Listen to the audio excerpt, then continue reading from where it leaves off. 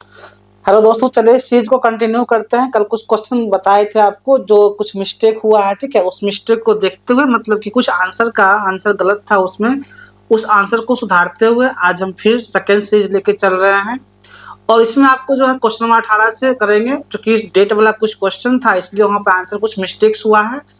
अगर आप continue lecture को देखते हैं तो आपके लिए हेल्पफुल रहेगा, क्योंकि यहाँ पे आप अभी हम जो बताएंगे इसमें आपको डेट बाय डेट रहेगा। चलिए नेक्स्ट क्वेश्चन की ओर बढ़ते हैं। ये क्वेश्चन आपका जो यूजीसी नेट में पूछा गया क्वेश्चन है और हाल फिलहाल का क्वेश्चन है, यानी कि जो नेट जून में जो पूछा गया क्वेश्चन है यूजीसी नेट का, पेपर 1 का क्वेश्चन है, ठीक है।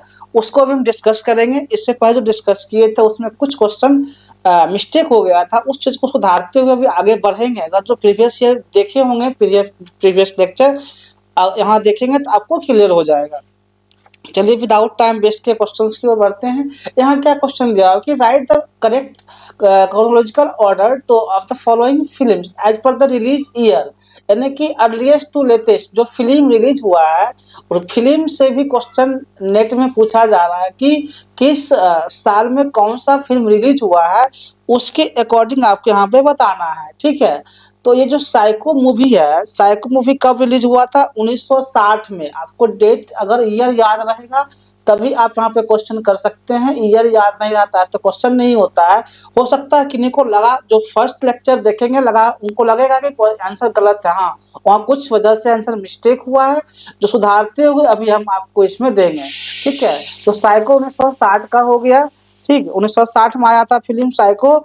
उसके बाद आपका है बाईसाइकिल थीव्स, ये जो आया था मूवी 1948 में आया था। कब आया था ये मूवी? 1948 में आया था आपका बाईसाइकिल थीव्स। और सिटी लाइट कब आया था? तो सिटी लाइट जो मूवी है 1931 में आया था। कब आया था? 1931 में आपका सिटी लाइट मूवी आया था, ठीक है। उसके बाद जो है सिटीजन केन, सिटीजन केन जो है सिटीजन केन कब आया था? 1941 में आपका सिटीजन केन आया था, ठीक है। इतना डेट याद रखेंगे तभी आप क्वेश्चन कर पाएंगे। डेट ईयर याद नहीं रहेगा तो क्वेश्चन नहीं हो पाएगा। यहाँ पे ये बात है। रासमोन, तो रासमोन मूवी है, रासमोन मूवी आपका 1950 में आया था, ठीक है। सब ईयर को याद रखेंगे तो आप नेट वालों से 2 नंबर ले सकते हैं, इतना तो है। चलिए अब इसको हम अरेंज करते हैं ऑर्डर्स में, ठीक है। तो क्या है, choose the correct answer from the option given below. जो ऑप्शन दिया गया है उसी में आपको सही आंसर चूज करना है। तो मान लीजिए यहाँ पर आप देखते हैं कि सबसे पहले कौन सा आएगा आपका। सबसे पहले 1960 हो गया, ये बाईसाइकिल 1948 हो गया, सिटीजन 1900 सिटीजन सिटी लाइट्स 1931 आ गया। सबसे पहले आपका सी आया ना, सबसे पहले सी मूवी आया, यानी कि सिटी राइट्स आया। तो सी कहाँ है? सी आपका एक ही ऑप्शन देखिए, एक ऑप्शन आप देखिए, एक पहला ऑप्शन से आप वहां कर डाले तो वहां आपका टाइम बच रहा है। जहां भी टाइम बच रहा है वहां टाइम सेव करना होता है। चलिए नेक्स्ट क्वेश्चन की ओर बढ़ते हैं। उसी का हाँ हिंदी वर्जन है। जो भी होंगे हिंदी इंग्लिश वालों का कोई दिक्कत नहीं है। हिंदी और इंग्लिश दोनों साथ बता रहा है, इसलिए कहीं से भी कोई दिक्कत नहीं आएगा, कोई कंफ्यूजन नहीं आएगा, ठीक है। यहाँ भी वही चीज है जो वहाँ हम देखे थे अभी। आपका जो ये साइको मूवी है, साइको मूवी 1960 में रिलीज हुआ था, 1960 में, ठीक ना। 1960 में जो है आपका साइको मूवी रिलीज हुआ था। उसके बाद है बाईसाइकिल थीव्स, बाईसाइकिल थीव्स जो है 1948 में आया था। यानी कि आपको एक क्वेश्चन किससे आ जाएगा पता है आप लोग को? एक क्वेश्चन जो है आपका कम्युनिकेशन चैप्टर से आया। कम्युनिकेशन आप पढ़े होंगे, थ्योरी सेक्शंस, उसी से क्वेश्चन ये बनता है, ठीक है। अब है सिटी लाइट्स। सिटी लाइट्स जो है 1931 से मूवी रिलीज हुआ था। 1931 में सिटी लाइट्स मूवी रिलीज हुआ था। सिटीजन केन, तो सिटीजन केन जो है 1941 में आपका सिटीजन केन मूवी आया था, ठीक ना। और रसोमन, रसोमन मूवी जो है वो आपका 1950 में आया था। अब इसको आपको 1950 में आया था रसोमन मूवी। तो अब इसको आपको अरेंज करना है, ठीक है। अरेंज किस आरंभिक से नवीनतम, यानी कि जो आरंभिक है, स्टार्टिंग है, और जो नया वाला है उस क्रम में आपको यहाँ पर अरेंज करना है। तो अरेंज अगर करते हैं तो सबसे पहले सिटी लाइव सारा 1931 में आ रहा है, तो यहाँ अरेंज करेंगे तो आपका कहाँ थर्ड ऑप्शन में तो दिख रहा है। चलिए नेक्स्ट बढ़ते हैं। क्वेश्चन नंबर 19 है, ठीक है। जो कल मिस्टेक्स हुआ था, सुधारते हुए आगे बढ़ रहे हैं इसमें। जहाँ भी जो लगे आप कमेंट्स कर सकते हैं, बट मैंने उस चीज़ को पहले ही यहाँ पर कंफर्मेशन आपको दे रहे हैं, ठीक। अब नेक्स्ट क्वेश्चन आते हैं, what among the following are the barriers to communications. यानी कि कम्युनिकेशन जब बातचीत करते हैं तो क्या बैरियर है, ठीक है। तो बैरियर क्या हो सकता है, जब आप एक दूसरे से आपस में बातचीत करते तो बैरियर क्या हो सकता है। देखिए, लाउड म्यूजिक, अगर आवाज ज्यादा रहेगा तो बैरियर है ना। कहीं आप तो आपस में दो आदमी बात कर रहे हैं, अगर कोई साउंड यूज कर रहा है तो बैरियर है। इल हेल्थ, अगर स्वास्थ्य खराब है तो क्या है, ये भी बैरियर है, आप किसी से कम्युनिकेट सही ढंग से नहीं कर सकते। उसके बाद है आपका telephone dead is poor net working order. किसी से फोन पे बात कर रहे हैं, अगर कनेक्ट कॉल नहीं हो रहा है, नेटवर्किंग इशू हो रहा है या साउंड कम है, तो उससे प्रॉपर हम कन्वर्सेशन नहीं कर सकते, बात नहीं कर सकते, तो ये आपका भी हो जाएगा बैरियर कम्युनिकेशंस का। गुड हेल्थ, अच्छा हेल्थ रहता है तो ठीक है, अच्छा बैरियर होगा, अच्छी बातचीत होगी, दो दो दो संप्रेषण दो लोगों के बीच होगा, जो भी अच्छा बात होगा, ठीक है। तो ये जो है ये गुड कम्युनिकेशन है, कम्युनिकेशन का बैरियर नहीं है। अब आते हैं ट्रैफिक नॉइज। ट्रैफिक नॉइज क्या है, एक बैरियर है, ठीक है। क्योंकि तो ट्रैफिक नॉइज है, मान लीजिए अगर शोर ज्यादा होगा तो क्या होगा, एक दूसरा का आपस में कोई बात नहीं समझ पाएगा। तो इस तरह से आपका ए बी सी और ई की कौन ऑप्शन देखा, देखिए ए बी सी ई आपका सेकेंड ऑप्शन में दिख रहा है, ए बी सी ई, ठीक है। यानी कि आपका यहाँ पर राइट आंसर हो जाएगा A B C E the right answer, ठीक। अब नेक्स्ट आते हैं क्वेश्चंस, उसी का हिंदी वर्जन है यहाँ पे कि इनमें से कौन कौन संप्रेषण के अवरोधक हैं। तो तेज संगीत अवरोधक हैं, बुरा स्वास्थ्य अवरोधक होते हैं, काम करने की स्थिति में खराब टेलीफोन भी अवरोधक होते हैं, उत्तम स्वास्थ्य अवरोधक नहीं होते हैं, यातायात शोर, जो शोर होता है ट्रैफिक शोर, ये भी होते हैं। तो ए बी सी क्या है, ए बी सी और ई, ए बी सी और ई, यानी कि आपका यहाँ पर तीन ऑप्शन, सॉरी तीन नहीं, यहाँ पे दो, ए बी सी कितना दो मारा ना, दो ऑप्शन राइट हो जाएगा। इस तरह से आपका लेटेस्ट क्वेश्चन है यूजीसी नेट का। चलिए नेक्स्ट आते हैं। नेक्स्ट जो आपका यहाँ पे है लिस्ट 1 और लिस्ट 2 इवेंट वाला क्वेश्चन है, क्वेश्चन नंबर 20, ठीक है। तो 20 जो है क्या है, यहाँ पर लिस्ट वाला क्वेश्चन एग्जाम में प्रॉपर आता है, हर बार पूछा ही जाता है। कम्युनिकेशन इवेंट, तो कम्युनिकेशन इवेंट जो है आपका, इवेंट क्या होता है, कॉन्फ्रेंसिंग एंड मीटिंग, जो मीटिंग और कॉन्फ्रेंसिंग होता है वो आपका इवेंट हो गया ना। मतलब कोई भी event as a programme universities में हो, कॉलेज में हो, स्कूल लेवल पे हो, तो जो भी होता है कम्युनिकेशन इवेंट टाइप का होता है, कॉन्फ्रेंस ऑफ एंड मीटिंग, ठीक है, यह इवेंट आपका हो गया। अब मान लीजिए अब क्या देखते हैं, कम्युनिकेशन मीडिया। मीडिया क्या होता है, रेडियो एंड टीवी, जो रेडियो और टीवी होता है क्या होता है, ये मीडिया होता है, ठीक ना। रेडियो और टीवी आपका ये मीडिया होता है। उसके बाद कम्युनिकेशंस टेक्नोलॉजी, टेक्नोलॉजी क्या आपका हुआ, टेक्नोलॉजी जो होता है स्मार्टफोन और ईमेल क्या है, टेक्नोलॉजी है, यानी कि सी का 2 हो जाएगा। कम्युनिकेशन प्रोफेशनल, तो जो जर्नलिस्ट होते हैं, जर्नलिस्ट क्या होता है, प्रोफेशनल्स होते हैं, एडवर्टाइजर्स होते हैं, यानी कि आपका इस तरह से क्या ऑप्शन निकल के आएगा यहाँ पे ए का 4, ठीक है। एक ही ऑप्शन आप यहाँ कर लिए, तो टाइम बच रहा है, जहाँ भी एग्जाम में टाइम बचे टाइम सेव करना होता है, क्योंकि आपको बहुत ही एग्जाम में कम टाइम रहता है, तो वहाँ पर आंसर निकल के आ गया, ठीक है। अब नेक्स्ट क्वेश्चन की ओर बढ़ते हैं। चलिए उसी का यहाँ पर हिंदी वर्जन है, ठीक है। हिंदी वर्जन देख लेते हैं। जो सूची 1 सूची 2 का मिलान करना है, तो कैसे मिलान करेंगे, संप्रेषण कार्यक्रम जो होता है, सम्मेलन और बैठक क्या होता है आपका, यही ना हुआ संप्रेषण कार्यक्रम, जो सम्मेलन वो बैठक होता है आप मतलब जो स्कूल कॉलेज में जो चलता है। और संप्रेषण मीडिया, जो मीडिया क्या होता है, रेडियो और टेलीविजन, ये आपका संप्रेषण मीडिया हो गया, ठीक है। उसके बाद क्या है, संप्रेषण प्रौद्योगिकी, जो प्रौद्योगिकी है वो स्मार्टफोन और ईमेल हो गया। उसके बाद हो गया संप्रेषण व्यवसाय, व्यवसाय क्या हुआ, पत्रकार हुआ, विज्ञापन दाता, व्यवसायिक हो गया। तो इस तरह से आपके यहाँ पे एक ऑप्शन निकल के आ रहा है, ठीक है, ये ऑप्शन सही है। देख लीजिए आप यहाँ पे इस टाइप के क्वेश्चन, ये जून 25 का क्वेश्चन है, जो इससे पहले एग्जाम हुआ था, ठीक। नेक्स्ट चलिए नेक्स्ट आते हैं। फाइंड द रॉन्ग नंबर, क्या है, फाइंड द रॉन्ग नंबर, आपको यहाँ पे गलत नंबर बताना है। Find the wrong number of the series given below. ठीक है, इस सीरीज में गलत नंबर क्या है वो आपको यहाँ पे बताना है। जैसे क्या दिया हुआ है 1 2 5 14 41 1 1 2 5 यानी कि 125। तो इसमें गलत नंबर कौन सा है? ठीक, तो इसमें 1 to 5 जो आपका है गलत नंबर है। क्या है? 1 to 5 आपका एक गलत नंबर है। यहाँ आप कैलकुलेशंस करेंगे, नंबर को चेक करेंगे सीरीज में, तो 1 to 5 द राइट आंसर आएगा। ठीक, अब वही यहाँ वर्जन है कि निम्न श्रृंखला में गलत संख्या का पता लगाएं, तो आपका 125 जो है यहाँ पर गलत संख्या हो जाएगा। इस तरह से निकालेंगे। चलिए अब क्वेश्चन नंबर 22 में आते हैं। 22 जो है क्या है? If a certain the code language perfect, perfect को 73 लिखा जाता है, तो कॉम्पैक्ट को क्या लिखा जाएगा? देखिए ये जितना भी ABCD वाला है ना, ये हम कल बताए थे, उसमें भी ये सही था, कोई इशू नहीं था इस क्वेश्चन में। ठीक ना, तो आप पूरा जोड़ लेंगे यहाँ पे परफेक्ट का ABCD जोड़। ट्रिक बताए थे आपको कि इजोटी, अगर आप इजोटी याद रखेंगे तो एग्जाम में आपके लिए बहुत ही, रीजनिंग का क्वेश्चन तो इजी हो जाएगा, यानी कि 4 से 5 रीजनिंग आता है एग्जाम में। ठीक ना, तो आपके लिए रीजनिंग बहुत ही आसान हो जाएगा इस ट्रिक के सहारे।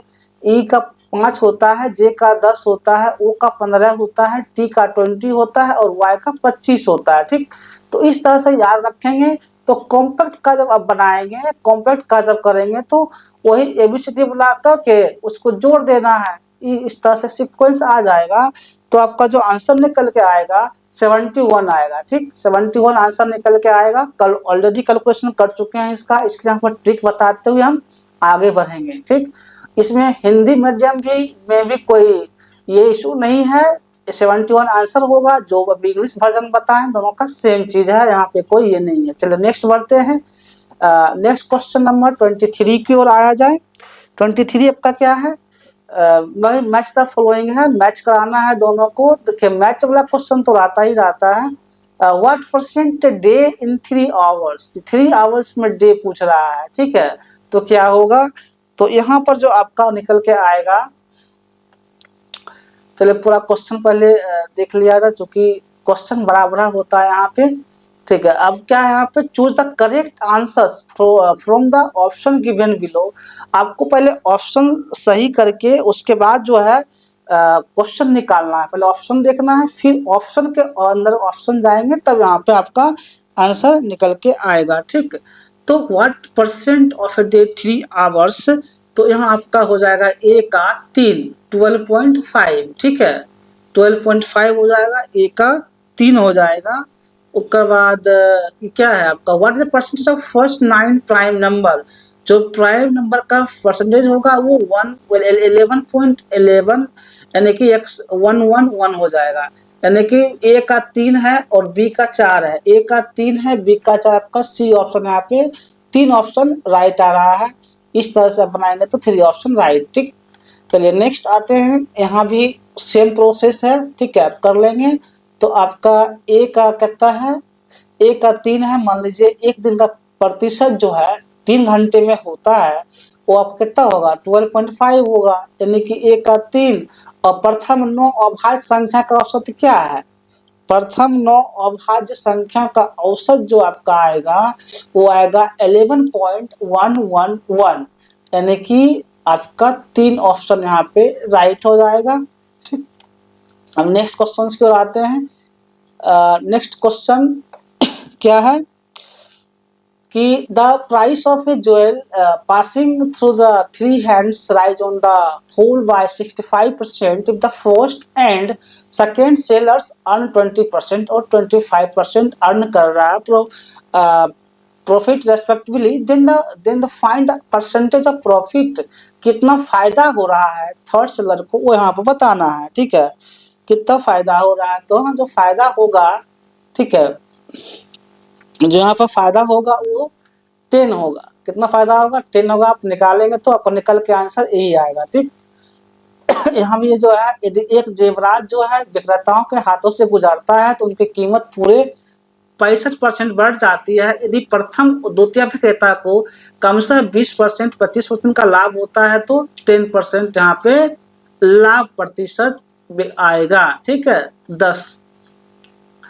अब नेक्स्ट क्वेश्चन की ओर बढ़ते हैं। क्वेश्चन नंबर कितना है 25, ठीक है। 25 का क्वेश्चन क्या है, which are the following statement A से डी आर करेक्ट, यानी कि ए से डी में कौन कौन स्टेटमेंट करेक्ट है। अब करेक्ट स्टेटमेंट को देखते हुए आपको उसमें आंसर निकालना है। So the correct answers from the options given below, ठीक है। कोई यूट्यूब पर मान लीजिए छोटा आंसर बता रहा है तो एजुअली राइट थे नहीं कर रहा वो, तो प्रॉपर क्वेश्चन लेके चलेंगे तो यूजीसी नेट का जो पैटर्न है, जो क्वेश्चंस का लेवल है, लेवल रहता है, ठीक ना। ये आपको ध्यान देके चलना होगा कि नेट का लेवल रहता है। कोई भी वहाँ पे इजी क्वेश्चंस बहुत ही कम पूछे जाते हैं, अधिकांश क्वेश्चन लेवल वाले ही होते हैं। चलिए इसका जो आंसर आपका निकल के आएगा बी और सी द राइट ऑप्शन होगा। ए से डी में कौन करेक्ट है, तो बी और सी आप निकालेंगे तो बी और सी ऑप्शन राइट होगा, यानी कि 2 ऑप्शन जो है सही है, ठीक। अब आते हैं क्वेश्चन नंबर 26 की ओर, 26, ठीक है। यहाँ हिंदी वर्जन हो गया। निम्न से कौन सा कथन सही है, तो बी और सी सही है, यानी कि इसका 2 ऑप्शन राइट है, ठीक है। आप यहाँ पे निकाल लेंगे तो आपका ये आंसर आएगा। चलिए नेक्स्ट क्वेश्चन की ओर आते हैं। Question number 26, which of the following statement are सब कंट्रीज, सब ठीक है। सब कंट्रीज, कंट्रीज क्या होता है, तो इसका एक ट्रिक आता है। ट्रिक हम नेक्स्ट वीडियो में देखेंगे, ट्रिक से कैसे निकालना है, ठीक ना। चलिए हाँ, तो यहाँ पे जो है क्या है, ऑल स्पेरो और बर्ड्स, क्या जितना स्पेरो है सब वर्ड्स है, तो ऐसा नहीं है, ठीक है। नो स्पेरो आर वर्ड्स, ये भी नहीं है। हाँ, सम स्पेरोज आर वर्ड्स, सब कंट्रीज की बात कर रहा है ना, जहाँ सब कंट्रीज की बात करेगा तो वहाँ पे some sparrows are words is right option. Some sparrows are not words, ठीक है। कुछ स्पेरोज वर्ड्स नहीं है, ये भी सही है, यानी कि आपके यहाँ पर सी और डी ऑप्शन सही है, यानी कि एक ऑप्शन राइट है। चलिए नेक्स्ट आते हैं, वह हिंदी वर्जन है कि निम्नलिखित में से कौन सा कथन अनुविपरीत है।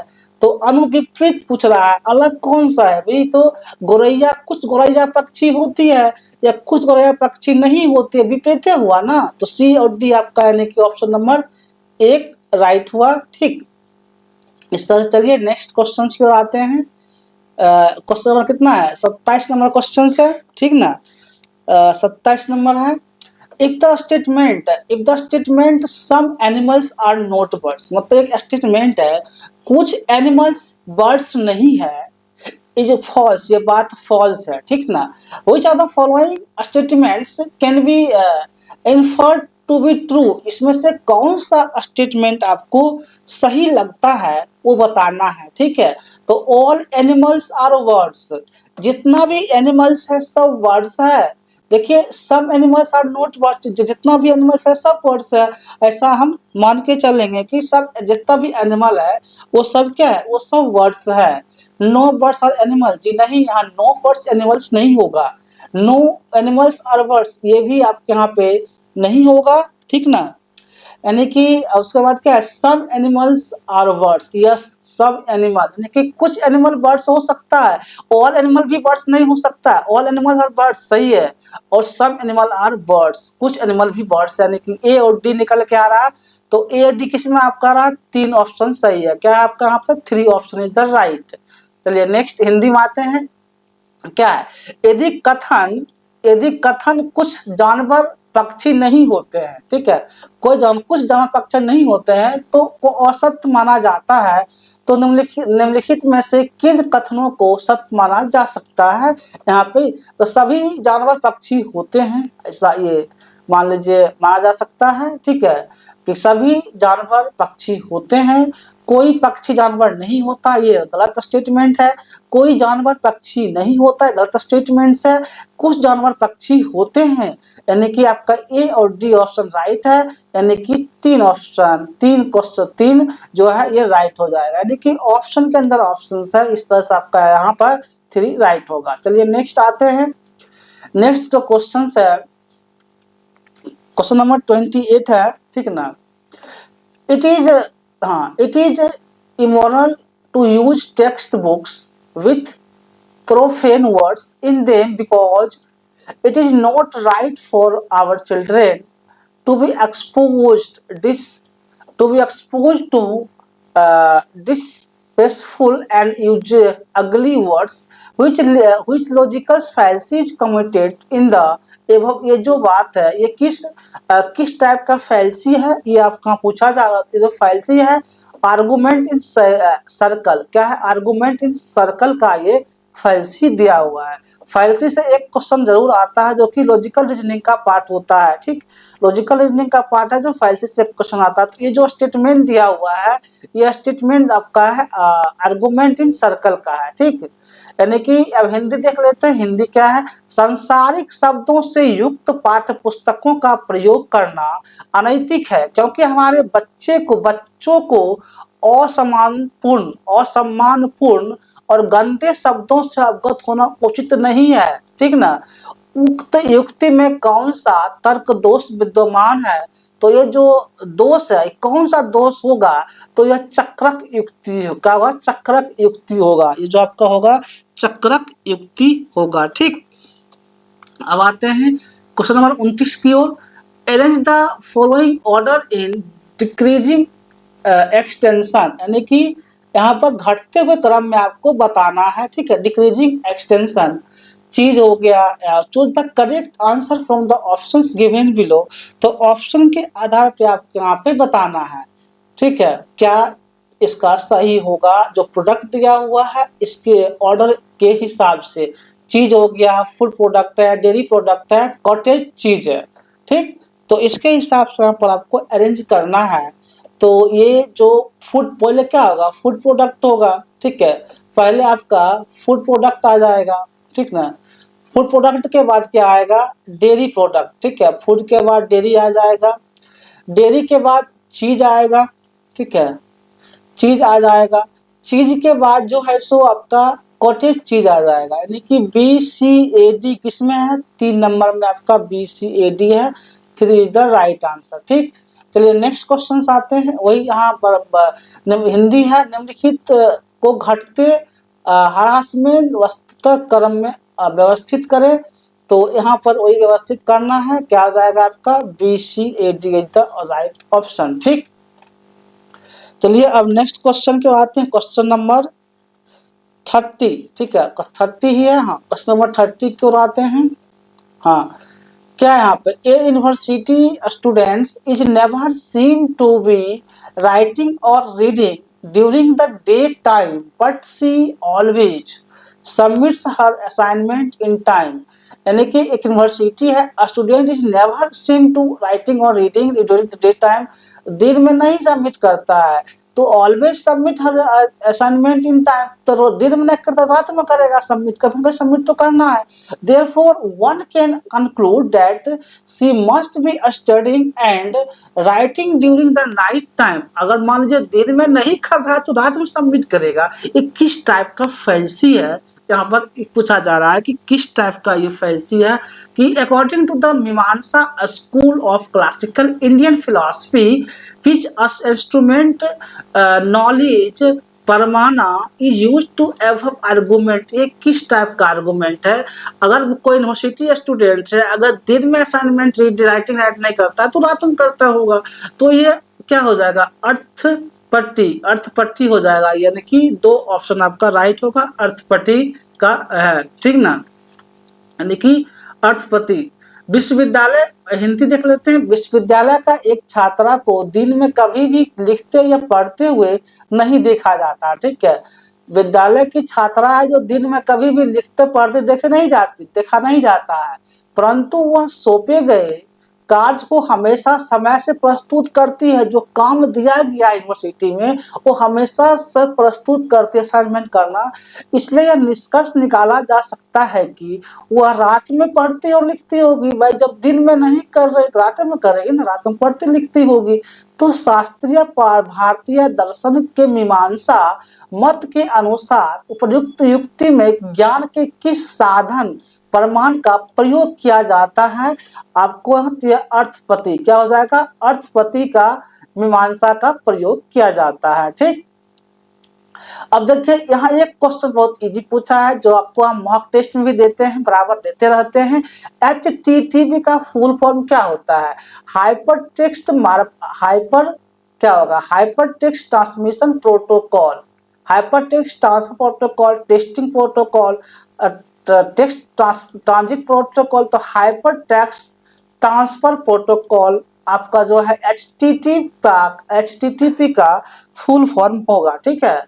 Hyper text transfer protocol, hyper text transfer protocol, transmission नहीं बल्कि क्या हो जाएगा? ट्रांसफर। दो ऑप्शन राइट होगा यहाँ पे, ठीक ना। क्या होगा? Hyper text transfer protocol HTTP का फुल फॉर्म होता है। फिर ऊपर मॉक टेस्ट भी देते हैं इसको हम, ठीक। देखिए डायरेक्ट क्वेश्चन एग्जाम में पूछा जाता है। HTTP का फुल फॉर्म क्या है, पूर्ण रूप क्या है? Hyper text transfer protocol is the right, ठीक। चलिए नेक्स्ट आते हैं। The IEEE name of wifi is, जो वाईफाई IEEE है, ये किस के मैथमेटिकल मतलब इसको किस रूल में हम देखते हैं, ये आपको यहाँ पे बताना है। क्या क्या रूल इसमें आता है? तो यहाँ पे जो है इसको हम 802.11 करेंगे, यही आपका वाईफाई का नियम आ जाता है 802.11, ठीक। यहाँ वाईफाई का निम्न क्या है? निम्न क्या है? तो 802.11 आपका ये निम्न नंबर है, ठीक है। चलिए नेक्स्ट आते हैं फिर क्वेश्चंस की ओर। 33 नंबर क्वेश्चन है। Which is the correct increasing order of memory storage capacity? यानी कि जो बढ़ते मेमोरी के क्वेश्चन ICT का है, इंफॉर्मेशन कम्युनिकेशन टेक्नोलॉजी के क्वेश्चन है, ठीक है। तो इसमें जो है इंक्रीजिंग ऑर्डर बताना है मेमोरी स्टोरेज कैपेसिटी का। 1 petabyte, terabyte, kilobyte, gigabyte, megabyte, ठीक है। ये सब दिया हुआ है आपको यहाँ पर बढ़ते हुए क्रम में अरेंज करना है, ठीक है। तो कैसे अरेंज होगा यहाँ पे? देखिए सबसे छोटा क्या होता है? गीगाबाइट होता है। गीगाबाइट आपका सबसे क्या होता है? गीगाबाइट होता है, ये किलोबाइट होता है, ठीक है। सबसे छोटा किलोबाइट होता है। क्या होता है? किलोबाइट सबसे छोटा होगा, ठीक है। किलोबाइट के बाद आपका होता है मेगाबाइट। क्या होता है? किलोबाइट के बाद मेगाबाइट होता है। मेगाबाइट के बाद क्या होगा? मेगाबाइट के बाद गीगाबाइट होगा, ठीक है। गीगाबाइट होगा। गीगाबाइट के बाद क्या होगा? टेराबाइट होगा, टेराबाइट होगा। टेराबाइट के बाद क्या होगा? पेटाबाइट होगा, पेटाबाइट होगा। यानी कि CED क्या है? CED ये B है, ठीक है। BA यानी कि ऑप्शन कौन बन रहा है यहाँ पे? ऑप्शन नंबर 3 बन रहा है, जो 3 आंसर आपका होगा। तो ये जो सिक्वेंशनल है, उसको सिक्वेंस आपको याद है तो कर लेंगे, एग्जाम में इजी है। चलिए सेम चीज यहाँ हिंदी में दिया हुआ है कि भंडारण के लिए क्या है आपका, यहाँ पे हम ऑलरेडी एक्सप्लेन कर चुके हैं इसलिए नहीं करेंगे। यहाँ पर 3 ऑप्शन राइट हो जाएगा, ठीक।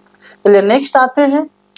नेक्स्ट क्वेश्चन क्या है? क्वेश्चन नंबर 34 है, ठीक ना। 34 है। चलिए इसमें देखते हैं। Which of the following statement are correct? कौन सा कथन सही है? सही बताना है। Choose the correct answer from the given options below. जो ऑप्शन दिया हुआ है उसके हिसाब से यहाँ पर सही आंसर बताना है 34 नंबर क्वेश्चन का। तो यहाँ जो देखते हैं क्या 1 KB हैज 1024 बाइट्स, सही है। 1 KB 1024 बाइट्स का होता है, ठीक है। उसके बाद है कैश मेमोरी सेकेंडरी मेमोरी। क्या कैश मेमोरी सेकेंडरी मेमोरी होता है? जी नहीं, ये नहीं होता है। Operating system is not a application software. Yes, operating system जो होता है एप्लीकेशन सॉफ्टवेयर नहीं होता, ये बात सही है, ठीक ना। कोई ऑपरेटिंग सिस्टम को एप्लीकेशन सॉफ्टवेयर नहीं कह सकते हैं, ठीक। ये हो गया। उसके बाद है हब जो नेटवर्क डिवाइस। जी हाँ, हब जो होता है नेटवर्क डिवाइस होता है, एक कंप्यूटर को दूसरे कंप्यूटर जो कनेक्ट करता है वही तो हब है ना, नेट को कनेक्ट करना वही हब होता है। ALU जो control unit, ALU control unit होता है? नहीं होता है, ठीक है। इस तरह से आपका ऑप्शन निकल के आएगा A, C और D, यानी कि ACD 3 नंबर ऑप्शन सही होगा। चलिए नेक्स्ट आते हैं। वही यहाँ पर हिंदी वर्जन है उसी चीज का कि निम्नलिखित में से कौन सा सत्य है, ठीक है। तो अभी जस्ट बता है 1 KB 1024 बाइट्स का होता है, बात सही है। कैश मेमोरी द्वितीयक भंडारक है, ये क्वेश्चन गलत है। ठीक है, ऑपरेटिंग सिस्टम एक एप्लीकेशन सॉफ्टवेयर नहीं है, बात तो सत्य है, नहीं है। हब एक नेटवर्क उदाहरण है, जी हाँ, हब एक नेटवर्क उपकरण है, यानी कि एसीडी और एलयू बता चुके, कंट्रोल यूनिट गलत ऑप्शन है। एसीडी यानी कि 3 ऑप्शन राइट हो जाएगा। चलिए अब 35 नंबर क्वेश्चन है, यहाँ ये भी क्वेश्चन आईसीटी का ही है, ठीक ना। क्या है, मॉडेम है, राउटर है, एनआईसी है और रिपीटर है। तो यहाँ आपको जो है आंसर निकालना है, मॉडेम क्या होता है। तो मॉडेम जो होता है आपका conversion of analog and digital, analog से जो डिजिटल बनाया जाता है वो मॉडेम से बनाया जाता है, ठीक है। अब अगर कन्वर्टर की बात किया जाएगा कि जो कन्वर्जन होता है, वो कन्वर्जन अगर एनालॉग से डिजिटल के फॉर्म में होगा, डिजिटल सिग्नल के फॉर्म में होता है तो मॉडेम में होता है, ठीक है, वो मॉडेम होता है। तो राउटर का क्या काम हो गया, बताइए राउटर का क्या काम है। राउटर का जो काम होगा क्या होगा, तो राउटर जो हो जाएगा आपका आईपी एड्रेस, जो आईपी एड्रेस देखता है राउटर का काम होता है आईपी एड्रेस को ट्रैक करना, आईपी एड्रेस को देखना, वो आपका राउटर करता है। एनआईसी क्या है, तो एनआईसी जो होता है एक फिजिकल एड्रेस है, क्या है, फिजिकल एड्रेस आपका एनआईसी होता है। और रिपीटर क्या होता है, रिपीटर जो है वो रीजनरेट सिग्नल को अगर जनरेट करने की बात आएगी दोबारा, तो रिपीटर का यूज वहां पे किया जाता है, रीजनरेट रिपीटर, ठीक है। इस तरह से क्या बनेगा ऑप्शन, ए का 4 हुआ, ए का 4 क्या दिख रहा है आपका, 1 भी दिख रहा है और 4 भी, 3 भी दिख रहा है, 2 ऑप्शन से ही छट गया, 2 ऑप्शन में तो होगा नहीं, या तो 1 होगा नहीं तो 3 होगा, ठीक ना। और बी का क्या है, राउटर, बी का क्या है 3, राउटर का आईपी एड्रेस होता है तो बी का 3, आंसर निकल गया। क्या निकलेगा आपका, 1 सही रहेगा ना, जो कि यहाँ बी का 2 है तो बी का 2 होगा ना, यहाँ 3 है तो एक ऑप्शन राइट है, ठीक। चलिए हिंदी वर्जन भी वही कहानी है जो इंग्लिश में बताया है। मॉडेम का क्या होता है, मॉडेम वही एनालॉग टू डिजिटल करता है, ए का 4 आया। फिर राउटर का क्या काम है, राउटर आईपी एड्रेस का कहानी करता है, आईपी एड्रेस देखता है, ठीक है। रिपीटर क्या होता है, रिपीटर जो है दोबारा उसको करता है और रिपीटर होता है, ठीक ना। उसके बाद क्या बचा, एनआईसी जो होता है फिजिकल भौतिक एड्रेस होता है, ठीक ना। इस तरह से आपका यहाँ पर ऑप्शन नंबर 1 राइट होगा, ठीक। चलिए अब आते हैं क्वेश्चन नंबर 36 की ओर। 36 क्या कि इंटरनेशनल क्या है, international day of for biological diversity observer, यानी कि international day for biological diversity किस डेट में मनाया जाता है, बायोलॉजिकल डाइवर्सिटी इंटरनेशनल। एकदम यहाँ पर आपको क्या क्वेश्चन पूछा है, डायरेक्टली क्वेश्चन हिट क्या किया है कि बायोलॉजिकल डाइवर्सिटी बताइए, ठीक ना। तो ये आपका हो जाता है 22 मई, 22 मई जो होता है international day for biological diversity होता है, ठीक। यानी कि जैव विविधता हेतु अंतर्राष्ट्रीय दिवस को निम्न में से कब मनाया जाता है, तो 22 मई यानी कि 22 मई को जो है अंतर्राष्ट्रीय जैव विविधता दिवस मनाया जाता है 22 मई को, ठीक। अब आते हैं 37 नंबर क्वेश्चंस में। क्या है, which of the following is a chemical treatment process in context to water treatment। अब जो वाटर ट्रीटमेंट होता है वो किस केमिकल प्रोसेस से होता है, आपको सिंपल केमिकल प्रोसेस बताना है। और ये क्वेश्चन ईवीएस से है, इन्वायरमेंट से क्वेश्चन है, यानी कि 10 यूनिट से 55 क्वेश्चन सब में सबसे आता है। तो यह ईवीएस का मतलब कि क्वेश्चन पूछा जा रहा है, ठीक ना। तो केमिकल ट्रीटमेंट पूछ रहा है, process in context to water treatment, इसमें कौन सा केमिकल आएगा, कोगुलेशन। कोगुलेशन जो होता है आपका यहाँ पे वाटर ट्रीटमेंट का कोगुलेशन में होता है, ठीक ना। चलिए अब जल हिंदी में आए, जल उपचार के संदर्भ में निम्न में से कौन से रासायनिक उपचार की प्रक्रिया है, तो वो आपका स्कंदन होता है। क्या होता है, स्कंदन जो होता है वहां जल का उपचार किया जाता है, ठीक है।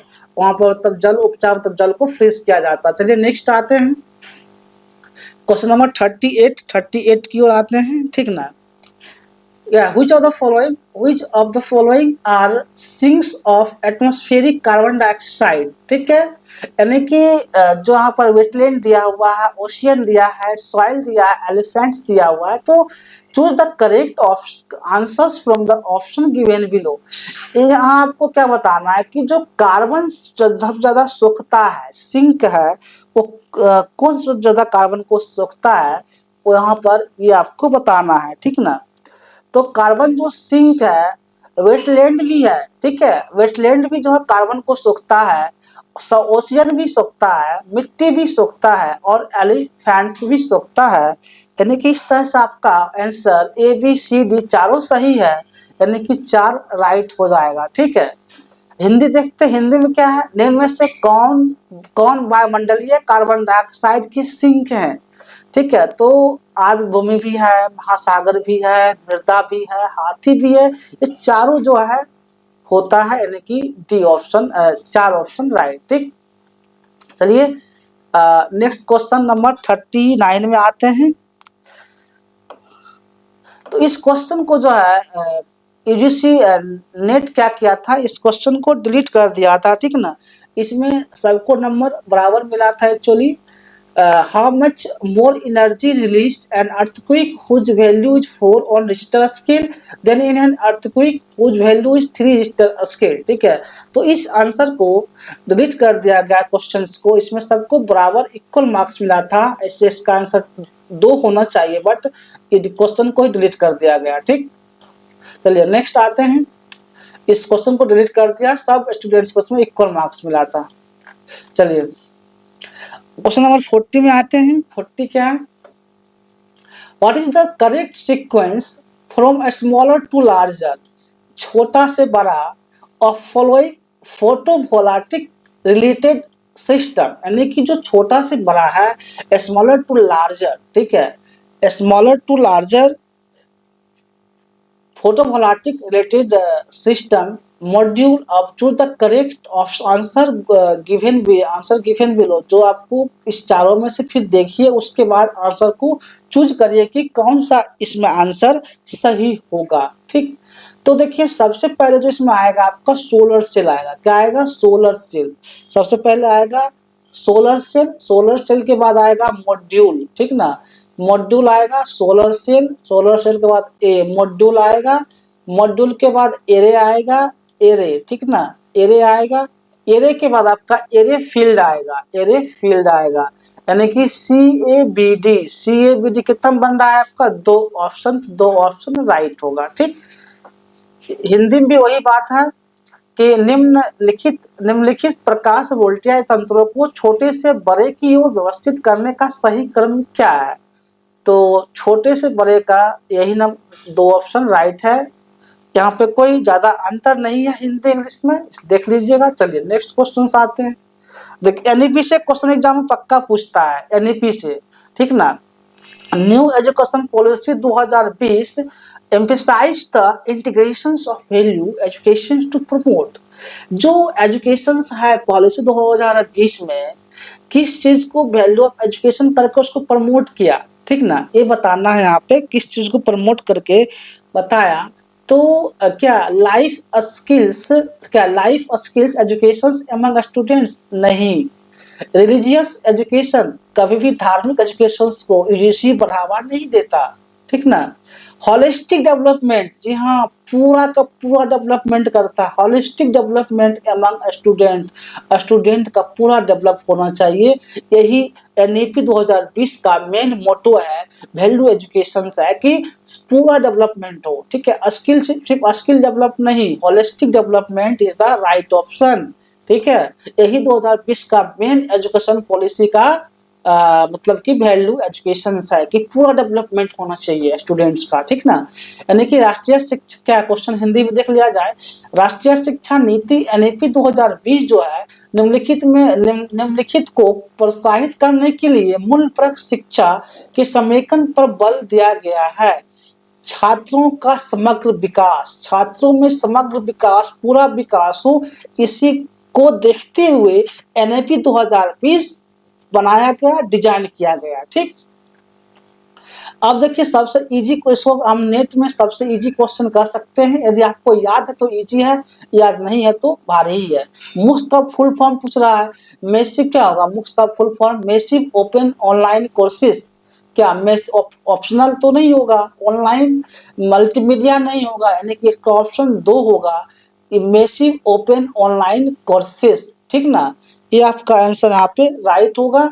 मेसिव ओपन ऑनलाइन कोर्सेज, ये हम बार बार आपको मुक्स का फुल फॉर्म हो गया, मॉक टेस्ट भी देते रहते हैं, इस टाइप का क्वेश्चन आप लगाए होंगे तो आप बना सकते हैं, ठीक ना।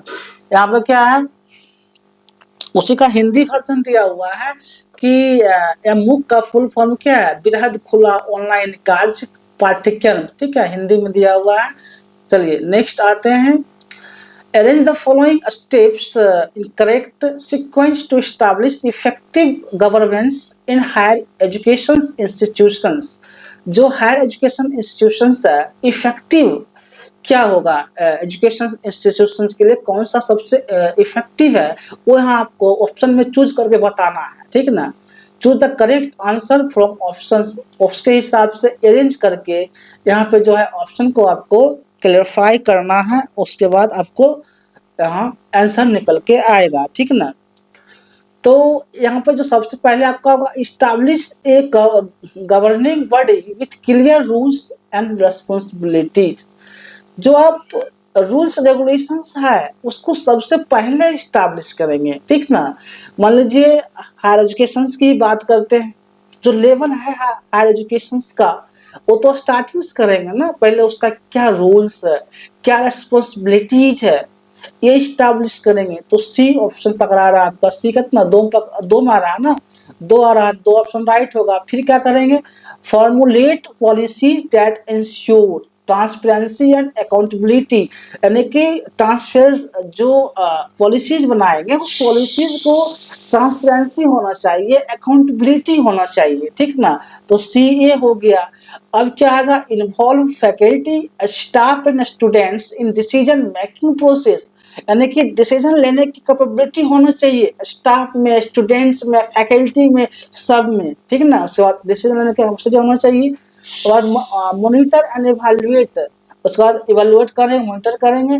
लास्ट में क्या होता है, रिव्यू होता है, review and update policies, feedback and changing needs, क्या उसमें चेंज करना है, फीडबैक अच्छा है ये खराब है, तो इस चीज को भी देखा जाता है।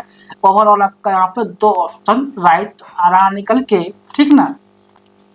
उच्च शिक्षा की संस्थाओं में प्रभावी प्रशासन स्थापित करने के लिए निम्नलिखित कदमों को सही अनुक्रम में व्यवस्थित कीजिए। अभी क्या बताए थे, सबसे पहले जो करना है, स्पष्ट भूमिका और जिम्मेदारियों सहित शासी निकाय की स्थापना करना, यानी कि ऑप्शन नंबर 2 एक में अगर आप कर लेते हैं कि स्थापना करना सबसे पहले होगा तो ऑप्शन निकल गया, ज्यादा उसमें दिमाग भी नहीं लगाना होता है। ऐसी अब क्या है, ऐसी नीतियां तैयार करना जो पारदर्शिता और जवाबदेही को सुनिश्चित करता है, यानी कि ये हो गया। उसके बाद फिर क्या आ जाएगा, निर्णय लेने की प्रक्रिया में अध्यापकों, फैकल्टी, कर्मचारियों और छात्रों को शामिल करना, ठीक ना। फिर आपका डी आएगा, नीतियों और रणनीतियों को क्रियान्वयन, अनुवीक्षण और मूल्यांकन करना। फिर लास्ट में फीडबैक वाला आता है, यानी कि आपका 2 ऑप्शन राइट होगा। चलिए नेक्स्ट 44 नंबर क्वेश्चन में आते हैं।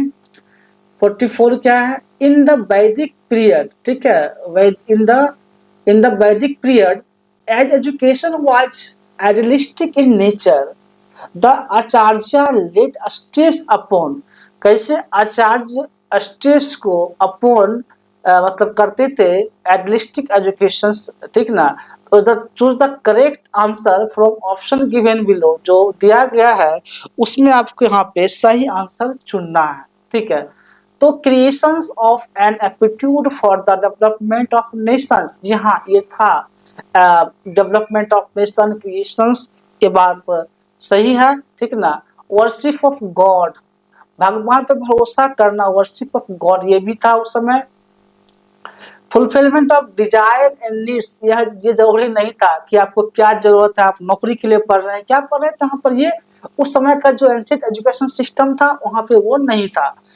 अब क्या है आपका ये रिलीजियसनेस, ये भी नहीं था। हाँ, formation of character, character main motto था कि जब एक बच्चा, एक स्टूडेंट पढ़ाई कर रहा है गुरुकुल में, तो एक पिता का रोल, एक भाई का रोल वो कैसे निभा सकता है, इस चीज को वहाँ पर बहुत ज्यादा बताया जाता था गुरुकुल गुरुकुल एजुकेशन सिस्टम में। यानी कि क्या लास्ट जो होता है, जो इवोल्यूशन ऑफ ह्यूमन, इवोल्यूशन हुआ, लास्ट क्या होता है, मोक्ष की प्राप्ति होता है। तो जो मोक्ष है, यानी कि वहां पे धन पे ध्यान नहीं दिया जाता था, बल्कि स्टूडेंट को मोक्ष की ओर बताया जाता था कि किस तरह से आपको पाना है, इस तरह से वहां पे होता था। ठीक ना, एजुकेशन सिस्टम बहुत ही अच्छा था, नौकरी के पीछे नहीं भागता था, पहले यही सिस्टम था। यानी कि रियल एजुकेशन मिलता था गुरुकुल एजुकेशन सिस्टम में।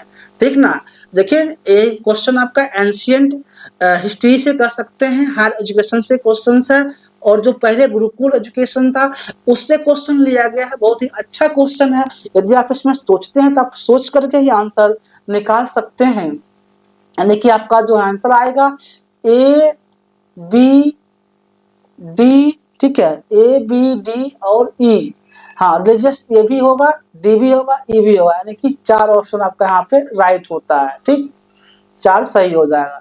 चलिए, हिंदी भी है। वैदिक युग में क्योंकि शिक्षा एक आदर्शवादी प्रकृति थी, शिक्षा क्या है, एक आदर्शवादी प्रकृति थी, आचार्य निम्नलिखित पर बल देते थे। क्या, किस पर बल देते थे, राष्ट्र के विकास के लिए वृत्ति का सृजन। जी हाँ, इस पर आचार्य जो गुरु जी थे ध्यान देते थे। ईश्वर की उपासना, ठीक ना, ईश्वर की उपासना पर भी ध्यान देते थे। इच्छाओं और जरूरतों की पूर्ति, ये नहीं था।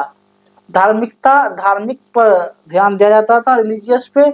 और चरित्र निर्माण, ठीक ना, तो ए बी डी और ई राइट होगा, यानी कि आपका ऑप्शन नंबर 4 यहाँ पे सही होगा। ठीक, अब आते हैं 45 नंबर क्वेश्चन।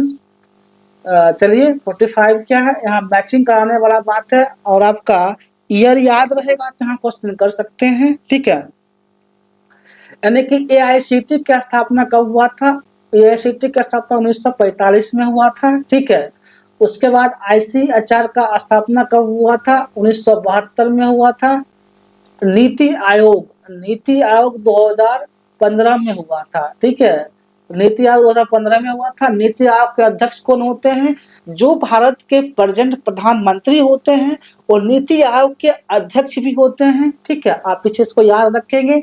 और ये नए मोदी जब प्रधानमंत्री बने तो इसका स्थापना किए। इससे पहले नीति आयोग जो था योजना आयोग में था, तो जवाहरलाल नेहरू स्थापना किए थे। उसी को मॉडिफाई करके 2015 में प्राइम मिनिस्टर नरेंद्र मोदी ने जिन्हें इनको क्या नीति आयोग कर दिया 2015 में युवा। और नीति आयोग के अध्यक्ष जो भारत के प्रधानमंत्री होंगे वही नीति आयोग के अध्यक्ष भी होते हैं।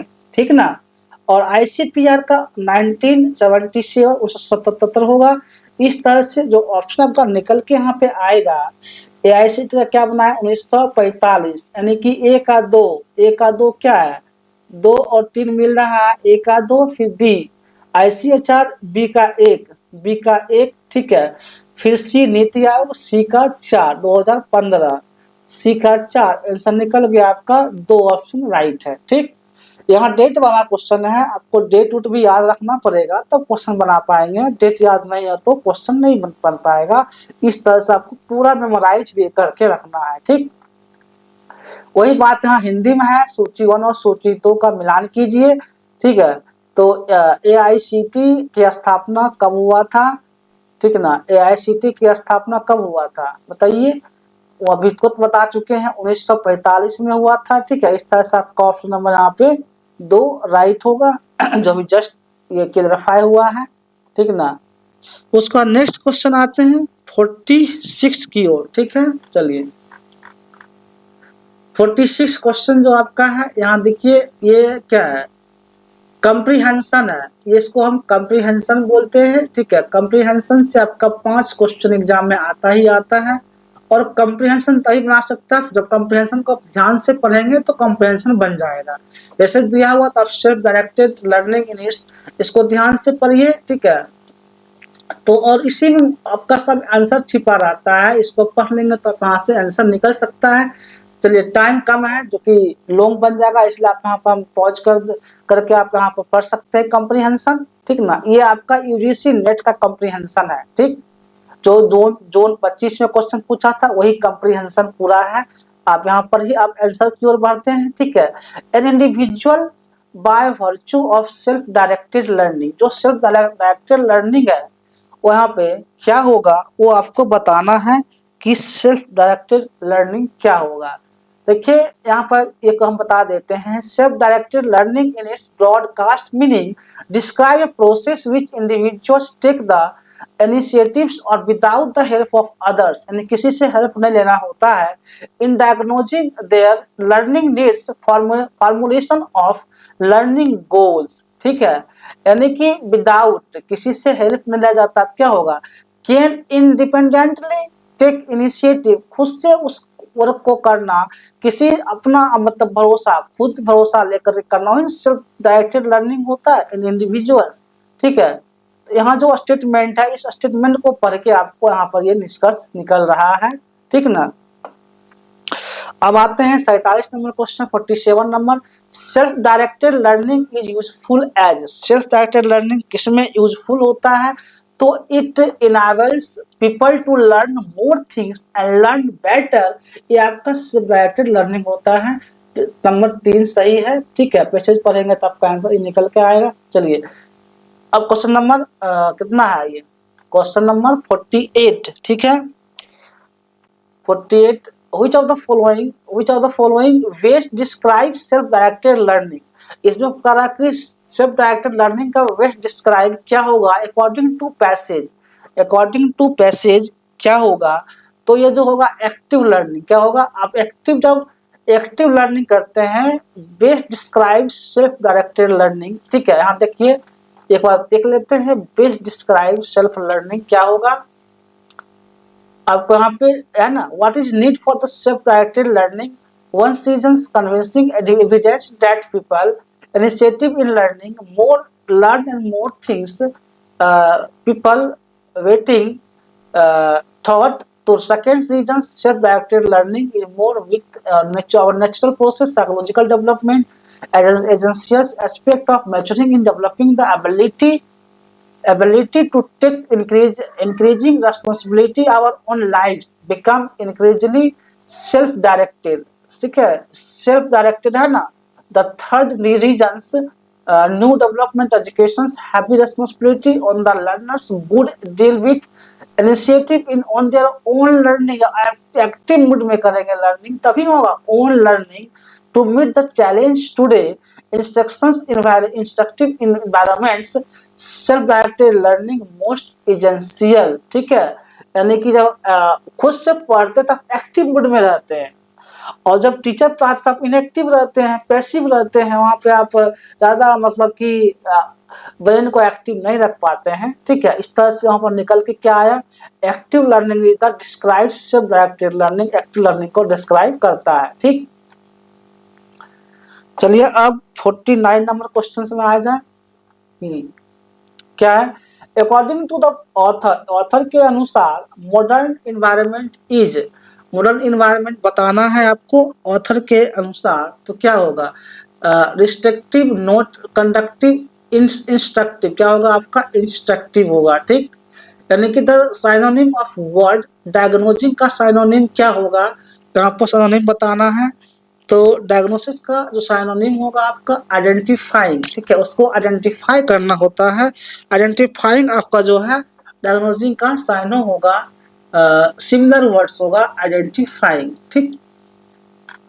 वही चीज हिंदी में लिखा हुआ आप हिंदी में देख लीजिए, यहाँ पे हिंदी में इसको पढ़ लीजिएगा, ठीक है। कॉम्प्रिहेंशन है जो हिंदी मीडियम से है, हिंदी मीडियम है, ठीक है। यहाँ कॉम्प्रिहेंशन ये यूजीसी नेट जून 25 का कॉम्प्रिहेंशन है, आप यहाँ पे पढ़ेंगे तो आपको यहाँ ध्यान से करना होता है। एक बार की पॉइंट्स को आप नोट कर लेंगे, ज्यादा की पॉइंट जब कर लेंगे नोट्स तो आपको कॉम्प्रिहेंशन इजी हो जाता है बनाने में क्वेश्चन, ठीक है। चलिए नेक्स्ट आते हैं, फिर स्वनिर्देशित अधिगम से कोई व्यक्ति निम्न में से क्या कर सकता है, ये बताना है क्या कर सकता है। स्वतंत्र रूप से पहल ले सकता है, खुद से वो कर सकता है ना, किसी पर डिपेंडेंट नहीं रहेगा, स्वतंत्र रूप से उस चीज को वो कर सकता है, ठीक ना। तो एक ऑप्शन सही होगा। स्वनिर्देशित अधिगम निम्न हेतु उपयोगी है, किसके लिए उपयोगी है?